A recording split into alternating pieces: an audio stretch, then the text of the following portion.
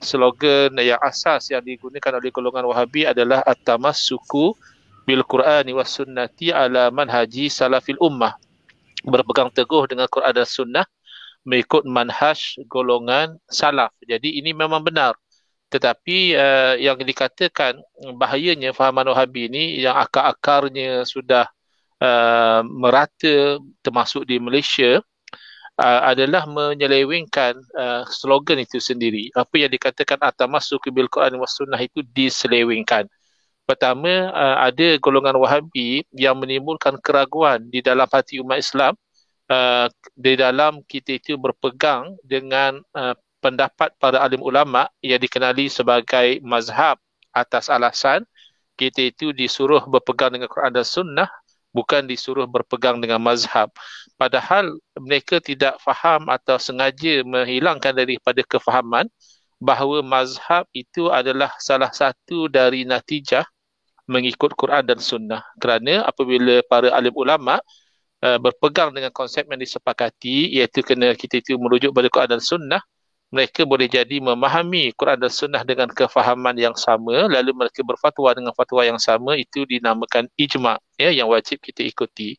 Tetapi tidak jarang berlaku oleh kerana satu faktor atau lebih, para alim ulama berbeza di dalam memahami sesuatu ayat suci Al-Quran atau bahkan kalau dalam konteks hadis boleh jadi berbeza dalam sama ada menerima sesuatu riwayat hadis atau tidak menerima, atau menganggap riwayat hadis itu kuat atau tidak kuat, atau kalau sama-sama menerima pun masih lagi boleh berbeza dalam memahami maksud hadis, maka berlakulah kefahaman yang berbeza, maka hasilnya adalah fatwa yang berbeza, maka setiap daripada fatwa yang berbeza ini menatijahkan khilaf, dan pandangan-pandangan yang ada dalam khilaf inilah yang dinamakan mazhab. Jadi kalau begitu mazhab adalah salah satu natijah daripada mengikut Quran dan Sunnah. Jadi ada golongan-golongan yang seolah-olah kalau tidak menolak secara jelas pun mereka seolahnya perlekehkan ikut mazhab dengan soalan-soalan seperti misalnya Nabi SAW dahulu sembahyang ikut mazhab mana. Padahal kalau kita gunakan akal yang cerdas, jelas Nabi SAW sembahyang ikut wahyu. Wa ma yantiqu anil hawa in huwa illa wahyun yuha. Nabi bercakap juga ikut wahyu. Takkanlah Nabi sembahyang ikut suka hati. Nabi sembahyang ikut wahyu. Tapi Nabi sembahyang ikut wahyu tidak ada kena mengena dengan kita ikut mazhab. Kerana kita sebenarnya sembahyang nak ikut Nabi. Kita tak dapat wahyu.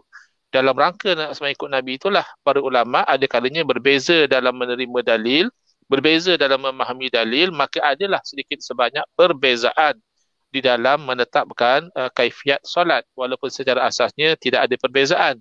Maka kita sembahyang ikut mazhab itu hakikatnya ikut Nabi, dan oleh itu tidak timbul soalan misalnya lagi seperti Nabi Isa alaihissalam nanti turun ke dunia bermazhab apa. Ya tak perlu kita tanya soalan sedemikian, kerana pasti Nabi Isa alaihissalam turun ke dunia nanti berhukum dengan syariat Nabi Muhammad sallallahu alaihi wasallam, tidak beza dengan kita. Kita sekarang pun wajib beramal dengan syariat Nabi Muhammad sallallahu alaihi wasallam.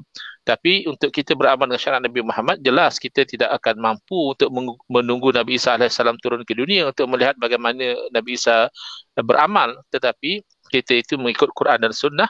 Sekali lagi bila mengikut Quran dan Sunnah akan berlakunya mazhab.